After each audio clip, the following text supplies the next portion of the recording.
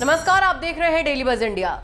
बांग्लादेश में जो भी दुर्गा पूजा में हिंदुओं के साथ हुआ उसे किसी भी कीमत पर भुलाया नहीं जा सकेगा।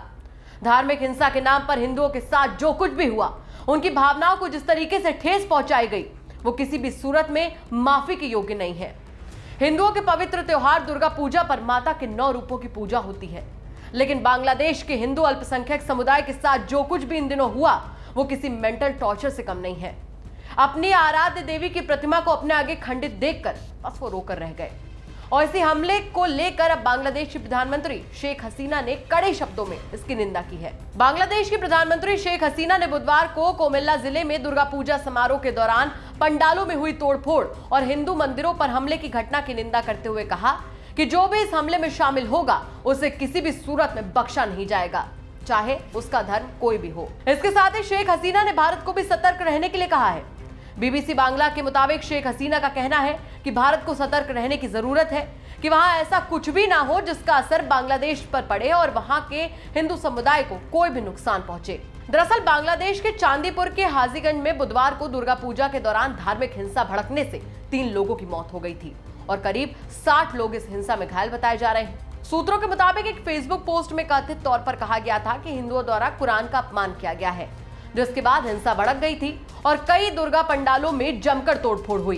कई मूर्तियों को इस दौरान नुकसान पहुंचा था। दरअसल बांग्लादेश की प्रधानमंत्री शेख हसीना ने गुरुवार को ढाका के ढाकेश्वरी नेशनल टेंपल में वीडियो कॉन्फ्रेंसिंग के जरिए शिरकत की, जहां उन्होंने इस घटना का जिक्र करते हुए कहा कि जांच की जा रही है और किसी भी सूरत में दोषियों को बख्शा नहीं जाएगा।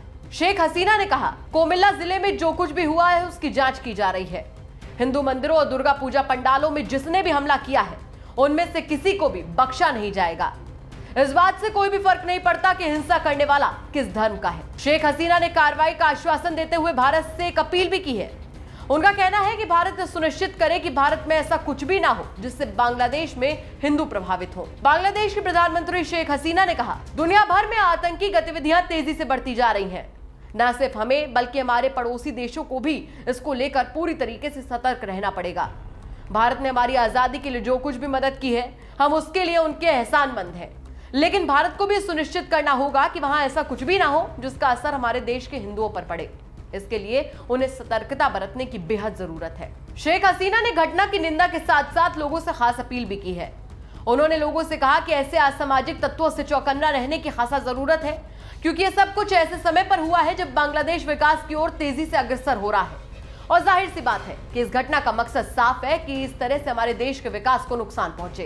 बता दें कि इस पर बांग्लादेश हिंदू यूनिट काउंसिल ने भी ट्वीट किया। काउंसिल की ओर से ट्वीट में कहा गया कि 13 अक्टूबर 2021 बांग्लादेश के इतिहास में एक निंदनीय दिन। कई पूजा मंडपों में तोड़फोड़ की गई है। अष्टमी के दिन मूर्ति विसर्जन के मौके पर कई पूजा मंडपों में तोड़फोड़ की गई। हिंदू अब पूजा मंडप की रखवाली कर रहे हैं। आज पूरी दुनिया खामोश है।